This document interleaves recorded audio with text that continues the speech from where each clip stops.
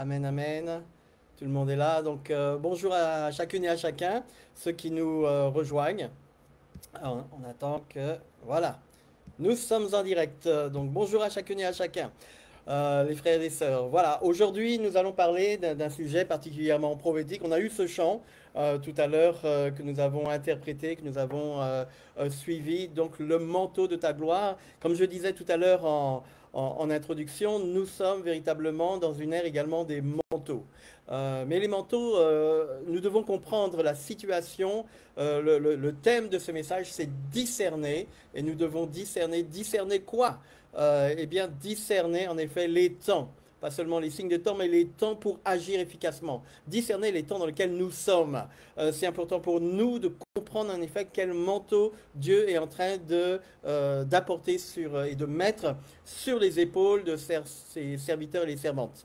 Voilà, alors pour ce faire, nous allons entrer dans un moment d'introduction. Et j'essaie de trouver, voilà, je suis là, j'ajoute ici.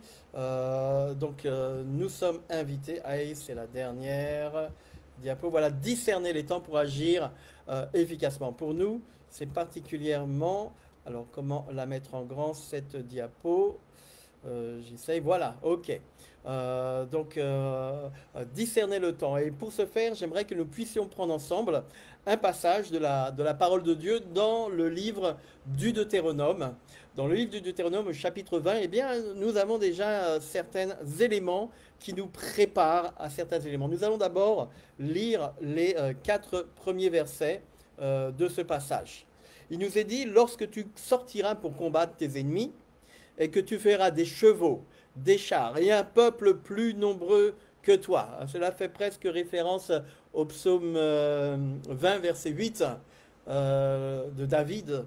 On se souvient, David était confronté à un peuple, il allait être nommé roi sur tout Israël. Il voit un peuple qui est posté à la frontière, qui envoie ses chars, ses chevaux, etc. Et tout le monde dira, là là, c'est terrible, ils ont des armes, ils ont des boucliers, ils ont des casques.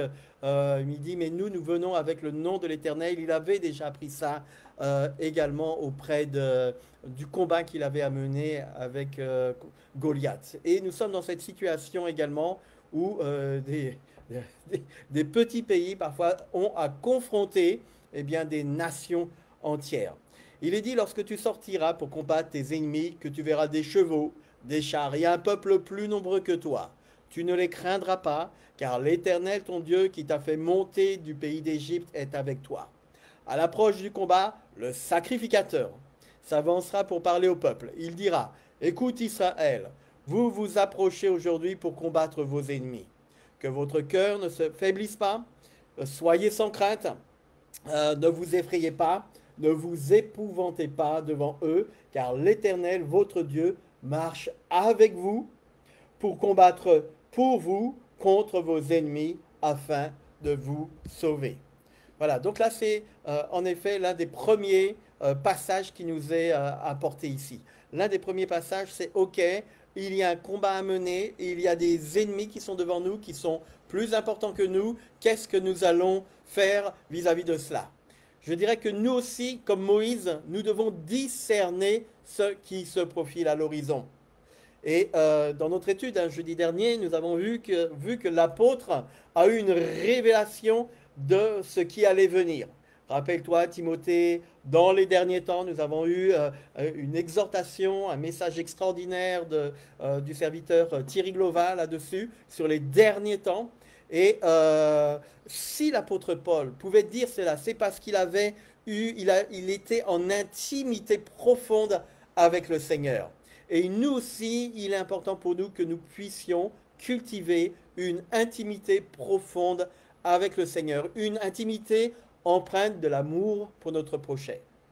Donc ces versets 1 à 4 sont une approche conjoncturelle, je dirais. Donc voici, le peuple pourrait se décourager face à l'adversaire.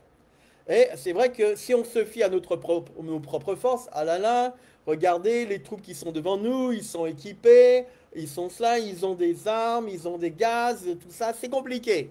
Lorsqu'on regarde avec des yeux charnels, on pourrait se dire c'est difficile. mais ils n'ont pas à craindre. Pourquoi ils n'ont pas à craindre? Parce que Dieu a montré sa bienveillance dans le passé. Hein, il les a fait sortir de l'esclavage, il les a fait sortir du pays de l'Égypte. Et avoir peur de l'impossible, ce serait oublier le passé, le refuser, l'amoindrir, dire en fin de compte, oui, j'ai vécu ça, mais c'était pas si important que ça. Dire qu'en fait, à ce moment-là, Dieu ne les a pas vraiment secourus, mais Dieu a réellement agi dans le passé, et quoi qu'il arrive, son plan s'accomplira. Alors j'imagine qu'un jeune aurait pu dire, oh là là, mais moi, j'étais pas là hein, quand... Souvent, regardez au mois de mai, le 27 chez nous en Guadeloupe, ou le 22 en Martinique, on dit qu'on célèbre l'abolition de l'esclavage. Je n'ai jamais aimé ce terme. Hein. Je vois pourtant des personnes culturelles ou autres utilisent, oui, l'abolition. Comme si que de toute, en haute instance, des hommes et des femmes se sont réunis en disant, oh là là, c'est vrai, aux Antilles, oh, le peuple souffre. Bon, ben, on va peut-être leur permettre de ne pas être sous l'esclavage. C'est pas ça qui s'est passé. Des hommes et des femmes se sont battus. La négresse solitude, Delgrès et autres, des hommes et des femmes se sont battus pour obtenir leur liberté. De la même façon que du temps de Moïse, des hommes et des femmes ont dû manifester la gloire du Seigneur afin que l'ennemi de Dieu puisse reculer. Il en va de même aujourd'hui. Si l'Éternel combat pour nous, il ne combat pas sans nous. Et nous devons également entrer dans la vision. Nous allons prendre un autre verset, continuer en fait dans notre lecture avant de pouvoir aller plus loin. Hop. Alors, il nous est dit à partir du verset 5, les officiers, et on va voir, on va revenir là-dessus. Les officiers parleront ensuite au peuple, ok, eux qui sont sur le terrain. Il est dit, ils diront, qu'est-ce qui a bâti une maison neuve et ne l'a pas encore inaugurée? Qu'il s'en aille et retourne dans sa maison de peur que quelqu'un ne meure au combat et quelqu'un d'autre l'inaugure. Est-ce que quelqu'un a planté une vigne et n'en a pas encore joui? Qu'il s'en aille et retourne dans sa maison de peur qu'il ne meure au combat et qu'un autre n'en jouisse. Qui s'est fiancé avec une femme et ne l'a pas encore prise? Qu'il s'en aille, retourne dans sa maison de peur qu'il ne meure au combat et qu'un autre ne la prenne. Les officiants continueront à parler au peuple et diront, qui est-ce qui a peur et manque de courage? Qu'il s'en aille et retourne dans sa maison afin que ses frères ne se découragent pas comme lui. Quand les officiers auront achevé de parler au peuple, ils placeront des chefs des troupes à la tête du peuple. Voilà, donc ça c'est important pour nous de comprendre cette situation. Les officiers parlent après les sacrificateurs. Et on doit comprendre aussi pourquoi. Hein, voilà, les sacrificateurs, bon, ils sont dans le théorique, ils disent, voilà, les choses devraient se passer comme ça, rappelez-vous, hein, comme si un pasteur parlait, mais celui qui combat, celui qui évangélise, celui qui est sur le terrain, il connaît la réalité des choses, que oui, d'accord, tu me demandes de venir, non mais moi j'ai les enfants à récupérer à 6 heures ce soir, et puis demain il y a telle et telle chose, ok, il y a des situations qui permettent l'exemption, mais ça ne s'arrête pas là. Le texte nous dit, qui a peur et manque de courage, qu'il s'en aille, retourne dans sa maison, afin que ses frères ne se découragent pas. Vous savez, dans le service pour le Seigneur, ceux qui te découragent surtout, ce sont les gens qui sont là parfois à te décourager, à dire ah ouais, ça va pas le faire, c'est pas possible, où est-ce qu'on ira? Regardez ce que Jésus faisait. Vous vous souvenez lorsque Jésus en fait, avait parlé à ses disciples et qu'il avait multiplié le pain et les poissons. Hein? Avant ça, il y avait cette foule, 5000 personnes. Et Jésus dit, ouh là là, d'ailleurs, les disciples ont une solution humaine. Les disciples vont dire, ouais, il faut les renvoyer. Hein, c'est bon, là, regarde, il est tard, il n'y a rien à manger. C'est une solution humaine. Et Jésus leur dit, peut-être un petit peu en colère, mais donnez-leur vous-même à manger. Et on voit le conflit, hein, les disciples, ouais, où est-ce qu'on va trouver 200 deniers pour nourrir toute cette foule? On n'a pas assez d'argent. Non mais Jésus, tu es fou. Et ça le met presque en colère. Non, je ne dirais pas ça. Le texte ne dit pas ça. Mais Jésus va agir d'une certaine façon. Hein. Donc, et à la fin, si vous vous souvenez, juste après avoir donné à manger à la foule, il va obliger les disciples à rentrer dans la barque. Euh, Si le texte nous dit Jésus obligea les disciples à entrer dans la barque, c'est que les disciples ne voulaient pas. Ils disent ouais, ouais, nous c'est la team Jésus, yo, mon bro, ouais, moi je suis de l'équipe là, hein? Ouais, moi je suis disciple de Jésus. Et en fait, Jésus dit non, non, non, je veux renvoyer la foule, mais vous m'avez tellement miné. Rappelez-vous qu'à certains moments, lorsqu'il est allé à Nazareth, Jésus, la parole de Dieu nous dit que Jésus n'a pas pu faire de miracle à cause de leur incrédulité. Et ce texte parle également, lorsque Jésus renvoie la foule, parle de leur incrédulité, comme s'il y avait quelque chose de pesant. Il a dû renvoyer les disciples pour pouvoir faire une action spirituelle. Et parfois, à certains moments, on a envie d'être dans son coin. Je me souviens de lorsque j'étais en service à Londres, on faisait venir un serviteur de Dieu. euh, euh, euh, des, des- des souvenirs me reviennent là, c'est comique, mais un serviteur de Dieu assez connu, parce qu'il était très bon en évangélisation. Bon, il y avait des choses qui se passaient, mais voilà. Donc Benny Hinn, certains le connaissent. Hein. Et en comité, il nous dit, voici, écoutez, c'est important, avant de d'œuvrer pour le Seigneur, faites abstraction, parce que le diable fera tout pour vous perturber. Et il parle un petit peu d'une situation où il était allé dans une région, il tournait beaucoup, il faisait des campagnes multiples. Et il avait prié pour la guérison d'une personne. Donc une femme était venue le voir en disant, voilà, mon frère, il a le cancer, il avait prié pour lui, voilà, que la guérison, enfin surtout. Et retourne dans cette contrée des États-Unis, grand meeting également, et il y a cette femme pour qui, pour le frère de laquelle il avait prié. Et juste avant d'entrer pour ministrer, il dit, tiens, il y a cette femme. Donc ses assistants lui disent, il y a cette femme. Donc Benny Hinn nous raconte cela. Il dit, voilà, il y avait cette femme pour qui on avait prié, pour son frère et autres. Donc il dit, oui, oui, je veux bien lui parler, juste avant d'entrer pour ministrer. Et tout d'un coup, cette femme lui dit, oui, tu te souviens de mon frère? Oui, oui, je m'en souviens, il avait le cancer, oui, oui, oui. Alors, qu'est-ce qui s'est passé? Et cette femme lui dit, ben, tu sais, il est mort d'horribles souffrances, c'est terrible, mais ta prière, je ne sais pas ce que ça a fait. Et tout d'un coup, ça a miné l'état d'esprit dans lequel Benny Hinn se préparait. Et il nous témoignait, mais écoutez, j'étais là, j'essayais de manifester la foi, mais pendant toute la prédication que j'avais qu'une chose en tête, j'ai prié pour cet homme est mort du cancer, qu'est-ce qui lui est arrivé, etc. Et parfois, nous pouvons cela, c'est-à-dire que le diable sait qu'à certains moments, nous avons un message à délivrer, nous avons une dimension spirituelle à communiquer. Et il fera tout, il mettra tout en œuvre pour te perturber sur ces aspects-là. Mais il est important pour nous de discerner que nous n'avons pas à lutter contre la chair et le sang. Et c'est ce qui est dit exactement dans ce texte. Il nous est dit, voici, juste si, lorsque tu verras des personnes qui ont peur ou qui sont dans le doute, dans la crainte, mieux vaut que tu les écartes, mieux vaut que tu ailles. Il s'est passé la même chose également avec plusieurs serviteurs. Nous nous souvenons de Gédéon, où Dieu lui a dit, non, ce sont avec 300 personnes sur les 20 000, je crois qu'il y avait au départ, qui vont mener le combat.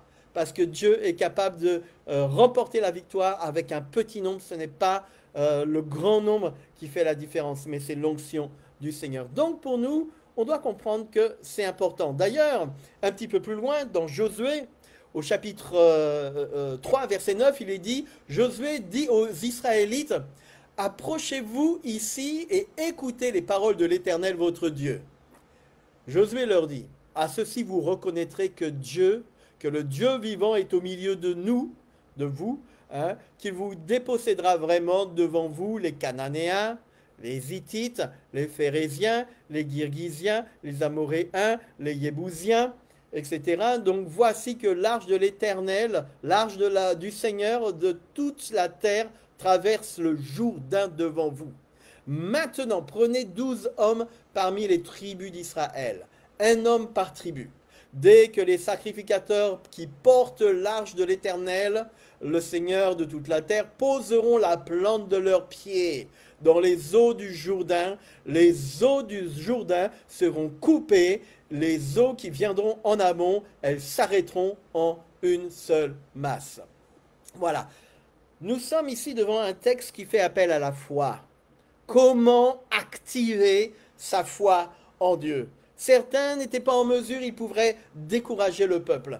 Mais ici, nous voyons un point très intéressant.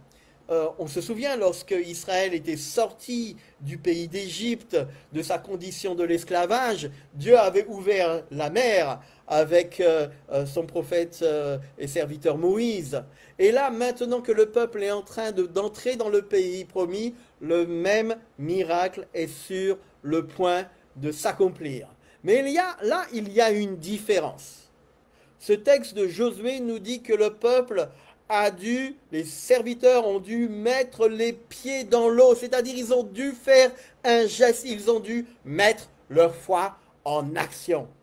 Et Dieu nous appelle à mettre notre foi en action. Je l'ai dit, je le répète, je le répéterai encore, un miracle ne s'accomplit jamais comme par miracle, comme par magie. Mais cela a besoin que nous puissions manifester notre foi. Les Israélites, à l'époque, ils ont manifesté leur foi. Qu'est-ce qu'ils ont dû faire pour manifester leur foi? Dieu a dit, je vais ouvrir la mer. Ils auraient pu dire, ouais, mais tu veux ouvrir la mer? Ben ouvre la mer et puis on va voir. Hein. Ouais, si, moi j'étais pas là quand Moïse a ouvert la mer. Alors vas-y, fais-le. Hein. Et certains vont vous dire la même chose. Ouais, il y avait du miracle du temps de Jésus. Oui, ils sont. Hein.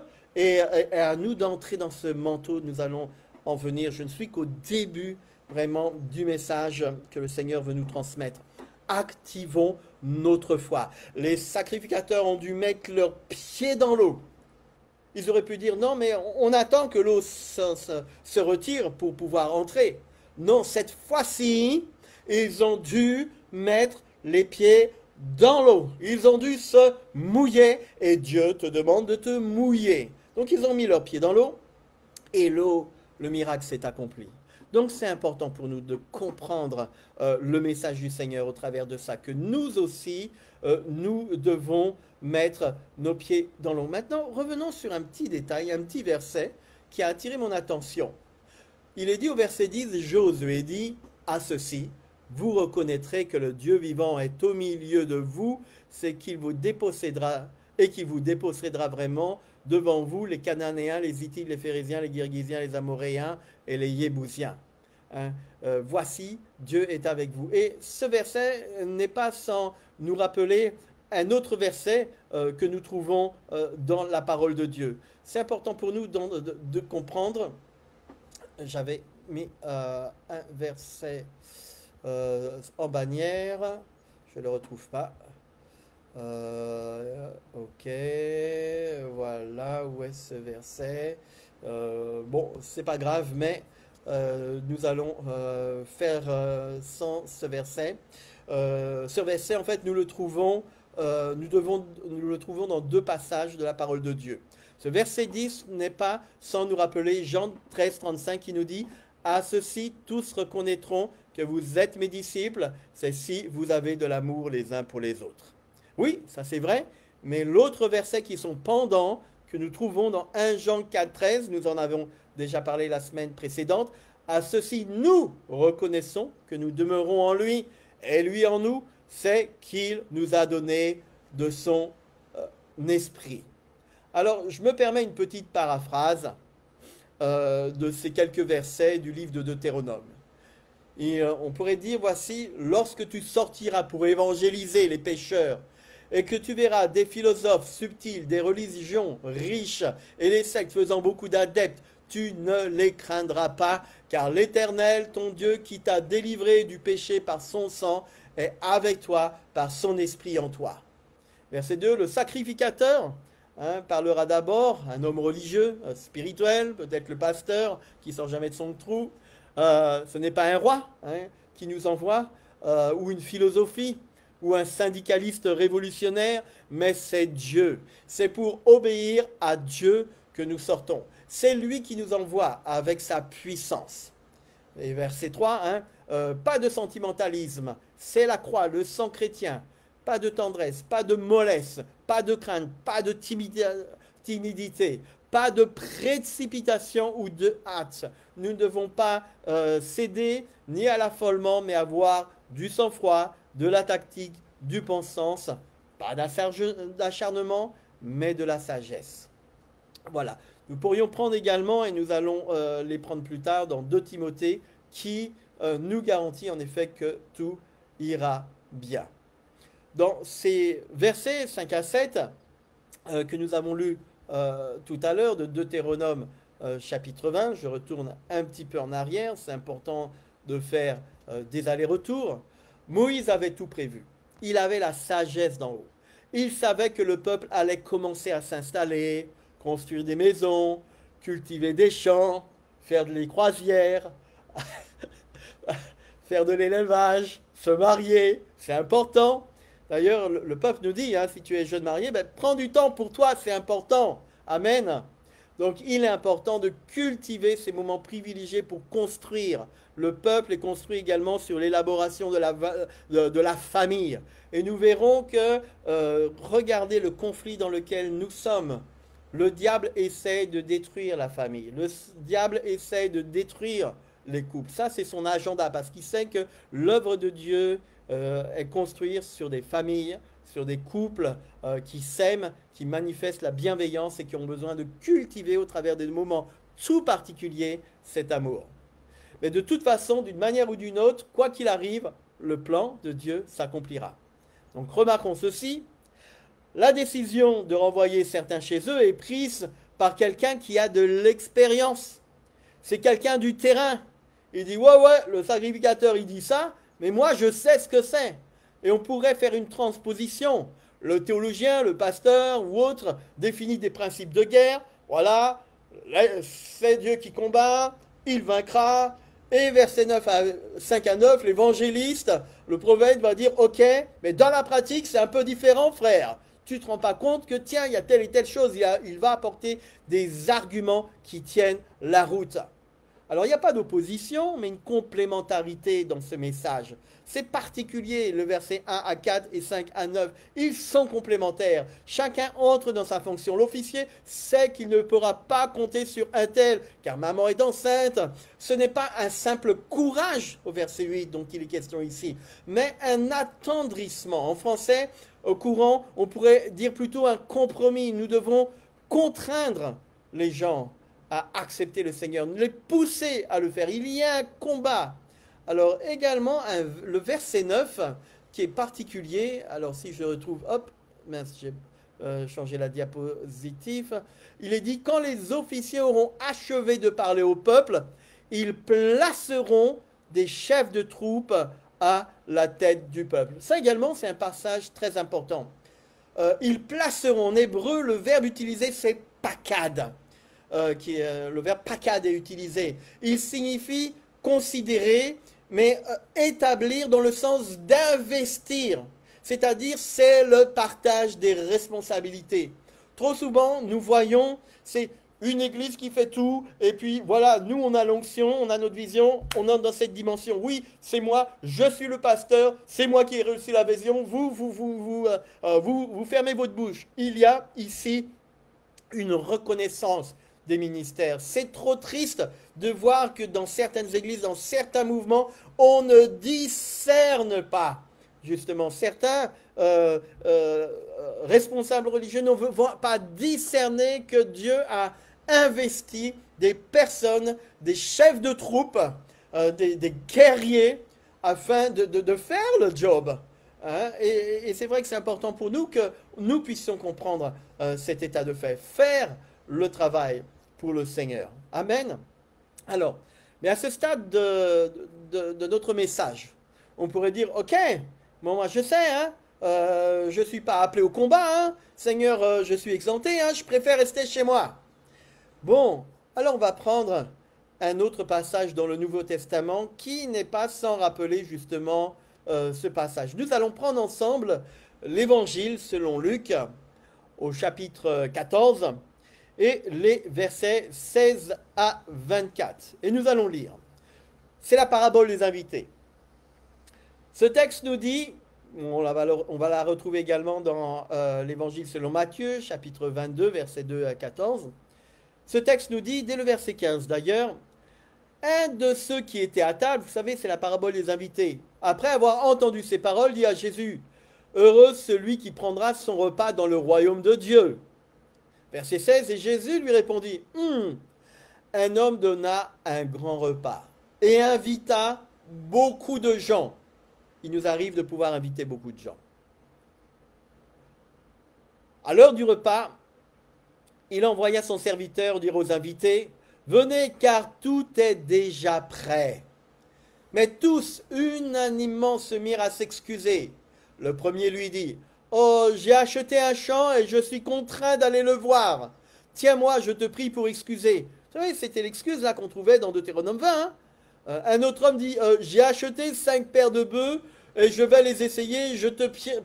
Tiens-moi, je te prie pour excuser. » Verset 20, un autre dit, « Je viens de me marier.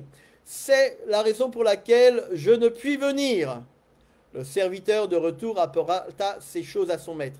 Jésus va utiliser de façon précise les sujets qui permettent l'exemption que nous trouvons dans le chapitre 20 du livre de Deutéronome. Sauf que l'appel dans Deutéronome 20, c'est d'aller à la guerre. Là, c'est une invitation à un repas. Nous sommes dans la gospel, dans la good news, dans la bonne nouvelle. Et trop souvent, en fait, les gens se disent « Ouh là là, mais ça, j'ai pas envie de participer à ton truc là. Hein, » parce qu'on ne voit pas l'œuvre du Seigneur au travers d'une action qui est menée. Il est important pour nous de discerner ce que Dieu est en train de faire et de se dire « Ah oui, mais là, il y a une œuvre du Seigneur. » Et voici. Si tu dis, ah non, mais moi, ça ne m'intéresse pas, hein, bon, je suis pas, j'ai une excuse, je suis engagé autre part. Il est dit, verset 21, le serviteur de retour rapporta ces choses à son maître. Alors le maître de la maison, irrité, et le maître de la maison est l'image de Jésus-Christ, dit à son serviteur, va promptement sur les places et dans les rues, dans les villes, et amène ici les pauvres, les estropiés, les aveugles, les boiteux. Le serviteur dit, maître, tu as ordonné, tout ce que tu as ordonné a été fait. Il y a encore de la place. Et le maître dit au serviteur, va par les chemins et le long des haies, contrains les gens à entrer afin que ma maison soit remplie. Car je vous le dis, aucun de ces hommes qui avaient été invités ne goûtera de mon repas. Laissez-moi vous dire que certaines œuvres, Centre évangélique de la Martinique, Café Gospel, ont un appel. Certains vont dire, ouais, ça ne m'intéresse pas. On pas check c'est moun tala, on pas check c'est moun lassa. Mais le Seigneur va faire une œuvre. Parce que certaines équipes vont descendre dans les rues, aller visiter. Il y a 34 communes dans la Martinique. Aucune de ces communes ne sera pas visitée. Nous allons visiter chacune de ces communes et annoncer.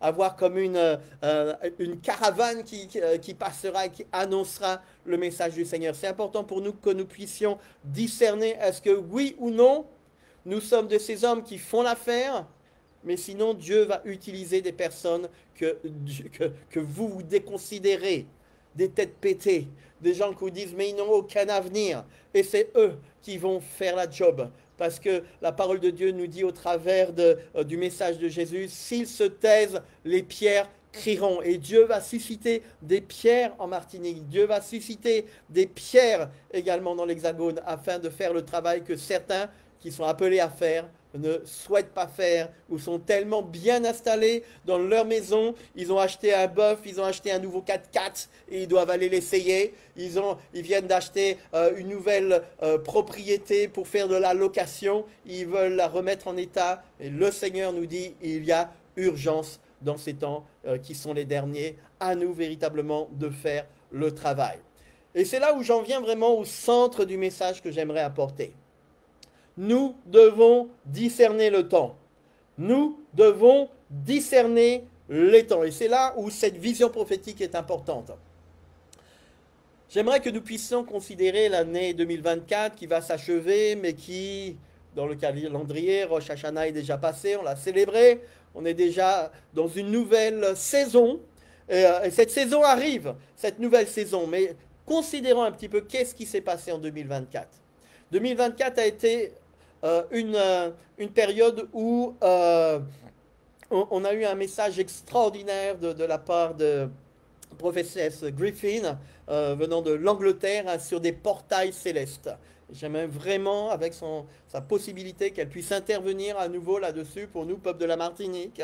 Elle l'a fait, elle est venue, et c'est important pour nous de discerner. Plusieurs mouvements prophétiques ont compris qu'il y avait des portails célestes qui s'ouvraient. Mais quand il y a des portails célestes, certains sont ouverts par le Seigneur, d'autres, comme nous voyons Jacob qui voyait cette porte ouverte, mais il y a aussi des portails ténébreux qui ont été ouverts. Et nous devons comprendre la confrontation de puissance qui est devant nous.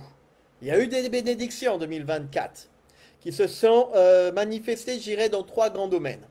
Tout d'abord, nous avons été équipés. Certains hommes ont été équipés. Ça faisait longtemps qu'ils pensaient pouvoir entrer dans le royaume du Seigneur, entrer dans l'action du Seigneur, mais que voilà, c'était compliqué. Nous avons vu des signes et des prodiges également dans cette année 2024, mais aussi de nouveaux ministères qui se sont lancés et qui grandissent vite. Et je bénis, je vois un jeune ministère là sur la commune du Lamentin, je ne dirai pas forcément son nom, mais je vois plusieurs jeunes ministères se lever, où dès l'origine je disais, ah, il y a un appel sur ce jeune, il y a un appel, mais les gens le regardaient de la tête aux pieds en disant, oui, lui là, qui a connu Ducos, ah ouais. Mais nous voyons combien certains jeunes sont zélés, ils sont authentiques et ils avancent, ils se sont levés. Le monde politique également, le monde social, le monde économique, nous le voyons, a été ébranlé. Ça, c'est un petit peu la situation. 2024 aussi, nous avons vu que l'ennemi nous a lancé un défi. Je pense aux Jeux officiels, les Jeux olympiques, pardon, où en fait j'en ai déjà parlé la semaine dernière, je vous en renverrai au message de la semaine précédente, où j'ai parlé comment Dieu avait vraiment condamné ces choses, que l'Église des premiers siècles avait identifié l'œuvre des ténèbres, mais il y a eu vraiment au travers notamment de la cérémonie, plusieurs sont revenus dessus, la cérémonie des Jeux olympiques, vraiment une présentation d'une parodie de la Trinité diabolique. Le veau d'or, hein, on se souvient de ce veau qui passait, qui rappelle les Baal. Baal est dans la place. C'est un petit peu ce que ça veut dire. Ouais, je suis là. Hein.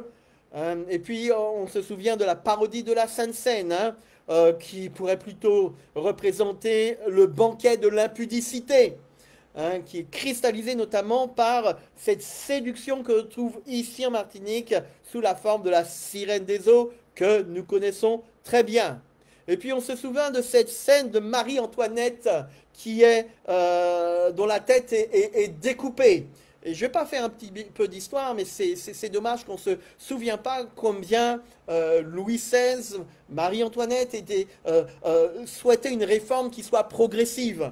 Mais certains, et c'est pas le peuple, c'est certains oligarques qui ont décidé que ouais, faut terminer avec ça. Il n'en a pas été pareil avec l'Angleterre et on voit comment l'Angleterre a accepté la réforme, alors que ça n'a pas été. Mais Marie-Antoinette est la représentation, avec sa tête coupée, la représentation d'un message que Satan envoie à l'Église. Il dit, je vais te couper la tête. Et ça, c'est particulièrement faire. Nous devons identifier celui qui tue ses enfants, Moloch. Le diable envoie un message à l'Église en te disant, je vais couper ta tête. Et nous avons vu combien de serviteurs de Dieu ont trouvé la mort ces dernières années. J'en parlerai pas le nom, je l'ai fait dans un devoir universitaire, un master sur ces réalités spirituelles également. Et c'est important pour nous que nous puissions discerner cela trop de serviteurs ont eu la tête coupée parce que des hommes et des femmes ne se sont pas levés, ne se sont pas tenus comme intercesseurs pour souligner les choses. Mais il y a également Dieu qui permet ces choses, mais il y a une nouvelle génération qui se lève. Nous avons vu également l'entrée triomphale du cavalier à Paris. Rappelons les 4 cavaliers de d'Apocalypse 6, qui symbolisent toutes les forces ténébreuses qui sont au travers de la France, de la francophonie, libérées sur la terre, toute force ténébreuse libérée sur la terre à la fin de temps. Nous sommes dans un défi que le diable nous lance. C'est un défi qui est lancé à l'Église. Et l'Église doit se lever. Et regardez une chose, c'est que lorsque Satan lance un défi à l'Église, cela signifie bien souvent que nous sommes à la veille d'un grand combat spirituel. Et il y a un parallèle entre ce qui se passe dans le monde, dans l'Église, avec ce qui se passe en Israël. Regardez, le monde voit ce que fait le Hezbollah. Si vous voyez la confession de foi en quelque part du Hezbollah, vous voyez qu'il y a une guerre qui est lancée, qui est menacée, qui est dit, le monde utilisé par la puissance des ténèbres pour dire nous allons déverser la puissance des ténèbres sur le monde entier. Et le monde est là, regarde. Mais Dieu s'est choisi un serviteur.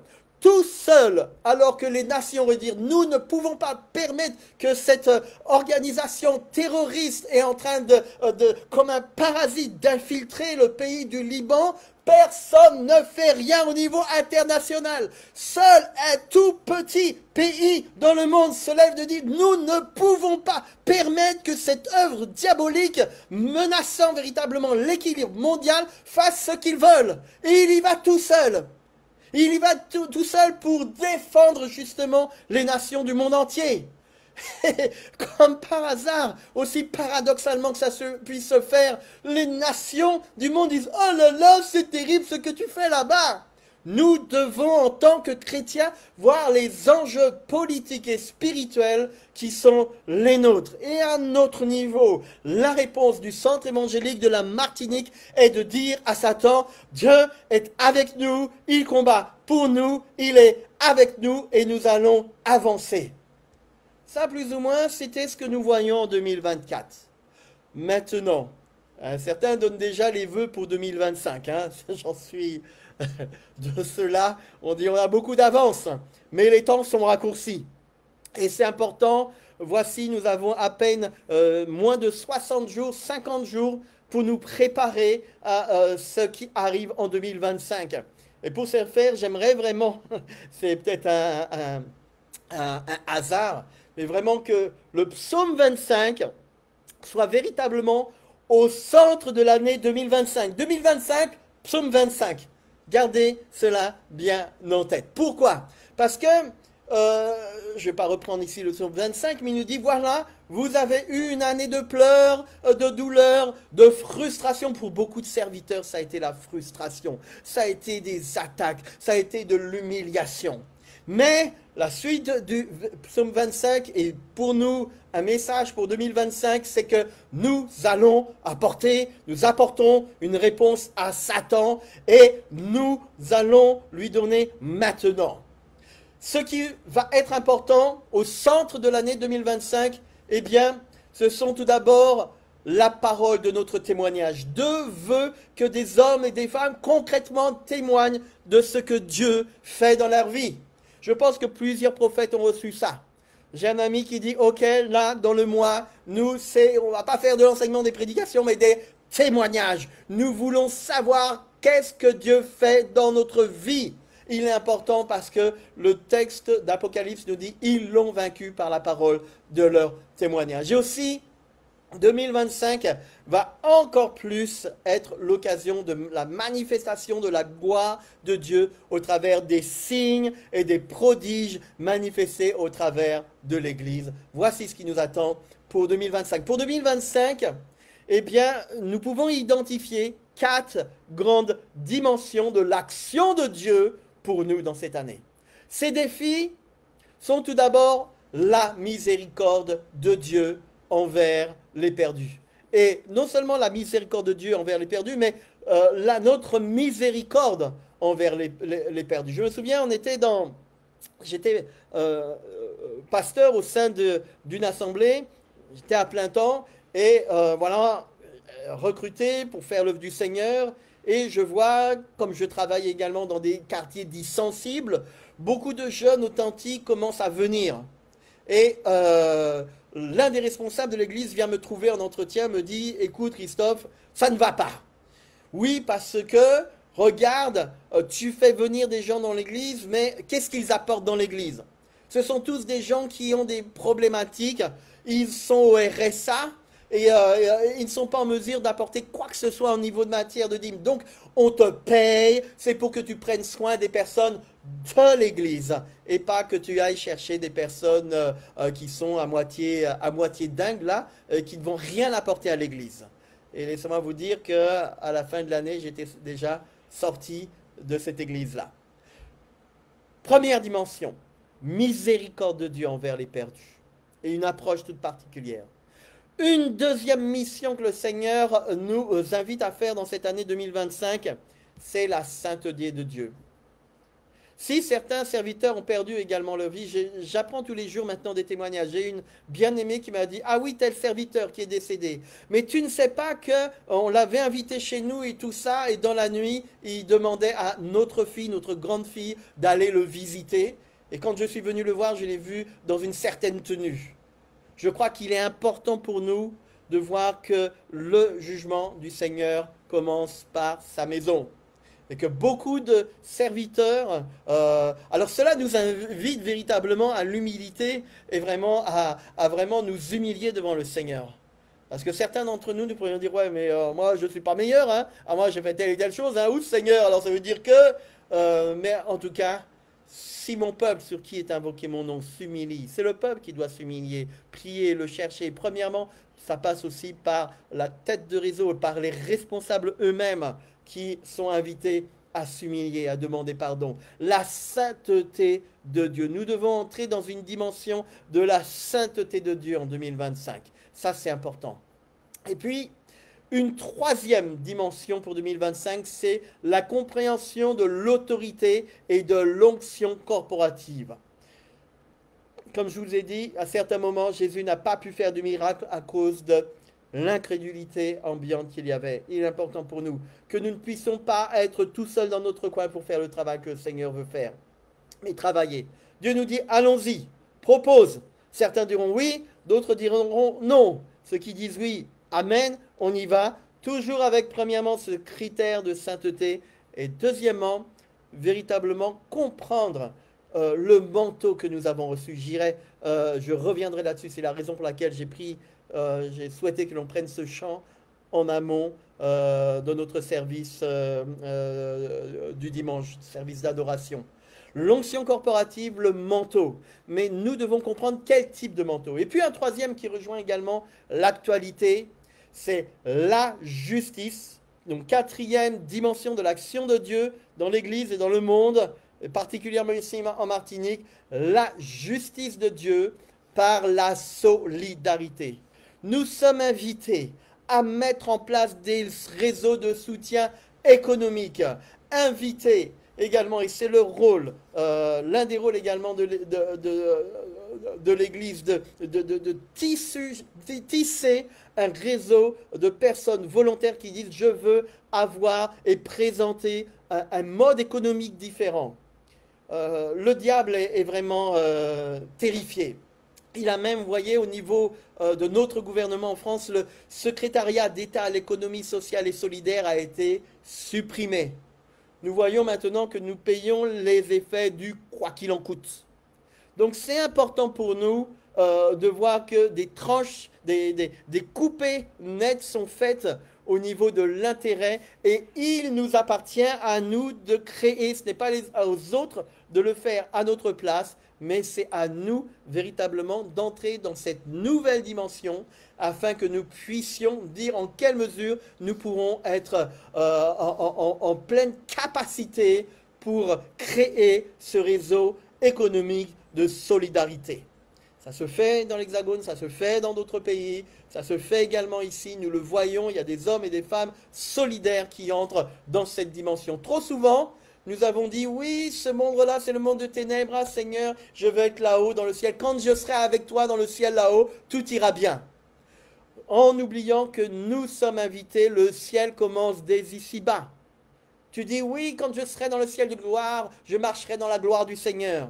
Mais Dieu veut que, au sein même des oppositions que nous traversons, des difficultés, que l'Église et chacun des membres de l'Église puissent manifester la bienveillance. À certains moments, on le voit, il y aura un temps où nous devrons vraiment rééplucher au regard des éléments de l'actualité. Nous devrions réexaminer le livre de l'Apocalypse parce que de nouvelles données. Vous comprenez, trop souvent on a été en fait touché par la philosophie du dispensationalisme. Qui disait voilà, il y a l'ère de ceci, l'ère de cela, l'ère de l'innocence, l'ère de l'Église, l'ère de la grâce, etc.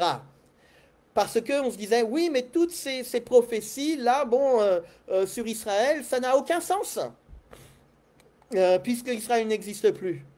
Mais Dieu, dans ces temps qui sont les derniers, a rétabli Israël selon la chair. Et nous n'allons pas non plus cautionner tout ce qui se fait. Mais il est important pour nous de voir qu'il y a une volonté divine. Et que tout d'un coup, toutes les promesses, on a dit, bah, ces promesses-là faites à Israël ne se sont pas accomplies, Israël n'existe plus, donc ça c'est pour l'Église. Mais nous voyons des promesses qui sont faites dans l'Ancien Testament, des prophéties qui sont données dans l'Ancien Testament. Et c'est vrai que depuis 1947-1967, de nouvelles études nous disent mais ça maintenant, le cadre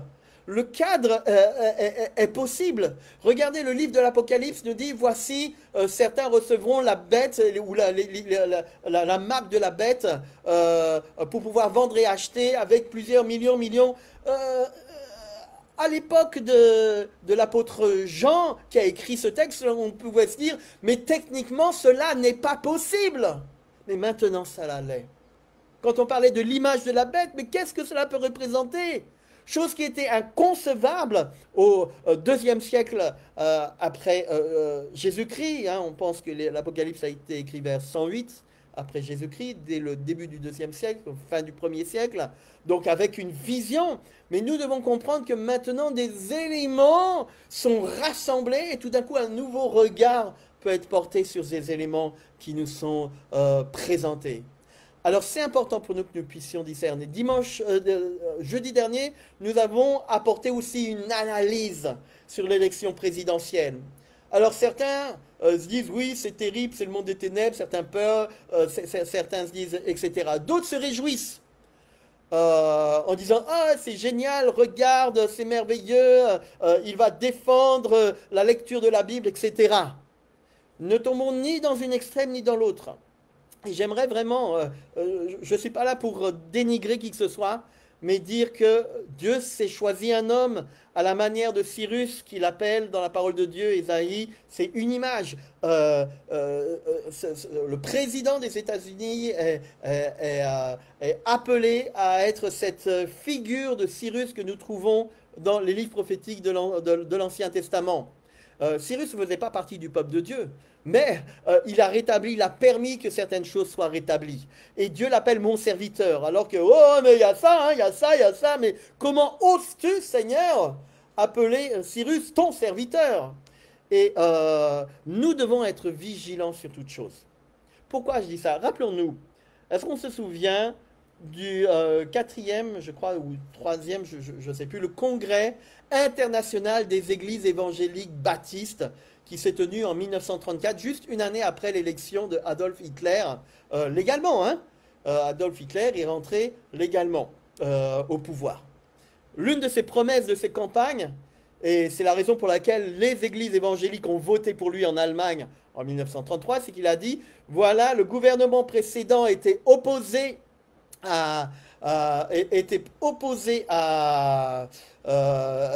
au mouvement évangélique, mais moi, je suis favorable. Et donc, on regarde ça, ne vous inquiétez pas, moi je promets à ce moment-là de rétablir les aides aux églises évangéliques. On peut dire, mais ça c'est génial. Donc le cinquième congrès mondial des églises évangéliques baptistes s'est tenu donc à Berlin le 4 août 1934. Ce n'est pas quelque chose qu'on imagine. Il y a les photos qui existent. Et dans ce congrès, eh bien, les églises avaient mis notamment la croix gammée dans le local. Et certains, on se souvient de ce journaliste qui vient pour interviewer Adolf Hitler, hein, donc, élu donc, légalement l'année précédente, et on lui pose la question, le journaliste lui pose la question, où allait-il puiser l'énergie pour redonner à l'Allemagne sa grandeur? Lutter contre l'alcoolisme, contre la pornographie, lutter contre l'homosexualité. Et Adolf Hitler a sorti un Nouveau Testament de sa poche, visiblement très utilisé puisqu'il était froissé, corné, etc. Et il l'a brandi au congrès des églises évangéliques baptistes le 4 août 1934 et s'est dit de la parole de Dieu. Et donc, on comprend comment certains évangéliques ont été séduits à l'époque. Ils se sont dit, mais ce gars, il est contre l'homosexualité. Il est contre la pornographie, il est contre l'alcoolisme, tandis que Churchill, lui, il est bourré dès 11 heures du matin, il s'endort jusqu'au début de l'après-midi, il fume. Regardez aux États-Unis toute l'industrie pornographique qui se manifeste. Nous voyons un homme qui tient clairement la moralité.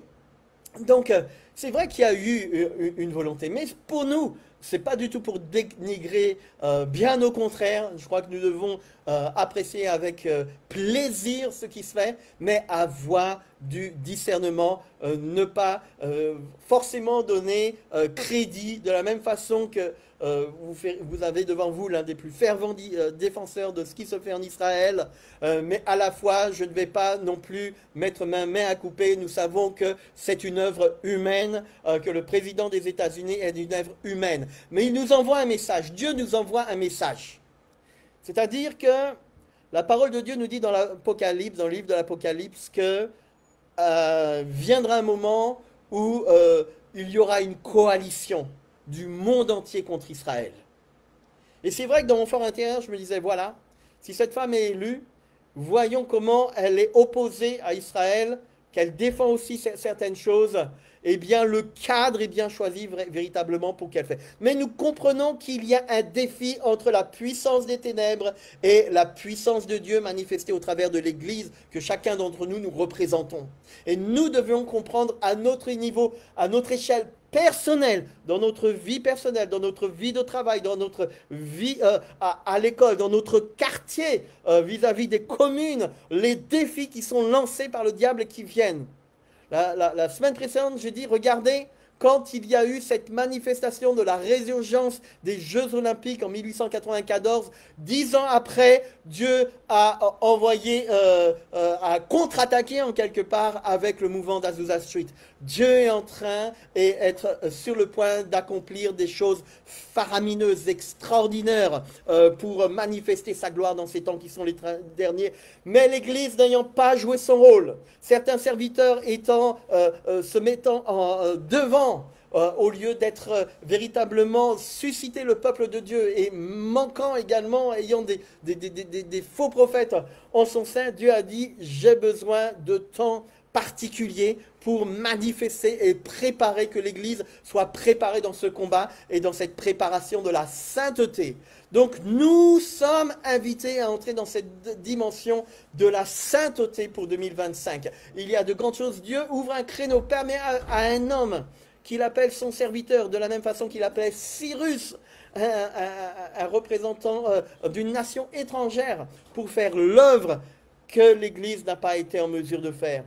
À nous, Église du Seigneur, de pouvoir nous lever là où nous sommes, au lieu où nous sommes, pour faire le travail, ce travail de solidarité économique, de manifestation également de l'amour, de la miséricorde de Dieu, de grandir, de répondre aux standards élevés de la part du Seigneur, et de vivre également une onction corporative, non seulement en Martinique, mais dans le reste du monde. Nous voulons voir des stades remplis, scander vraiment la gloire de Dieu, afin que la puissance des ténèbres puisse s'en aller, et l'esprit de destruction qui plane sur la Martinique puisse être chassé, que la lumière du Seigneur puisse contribuer à mener la Martinique comme une tête de pont, comme un fer de lance. Il y a eu un président en France, le général de Gaulle, certains l'aiment, certains le détestent.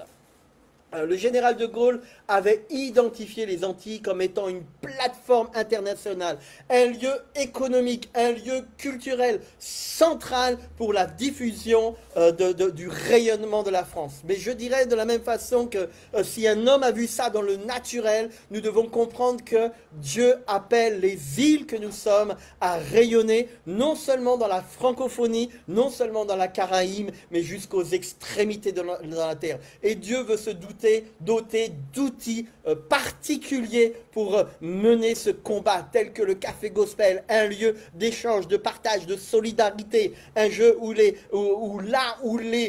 églises institutionnelles ont rejeté ceux qui étaient les plus malheureux, eh bien, un lieu où ils seront accueillis, un lieu où ils seront bénis. Nous avons fait du christianisme, de l'églisianisme, où certains essayent de renfermer leur action sur leur œuvre personnelle. Mais Dieu veut que vous et moi, nous fassions cette œuvre d'un bon évangéliste, d'un bon serviteur, et que le nom du Seigneur soit béni. Que Dieu soit béni. Je redonne la parole au serviteur, évangéliste, ministre de l'Évangile, Thierry Glova. Que Dieu soit béni. Alléluia, alléluia, merci.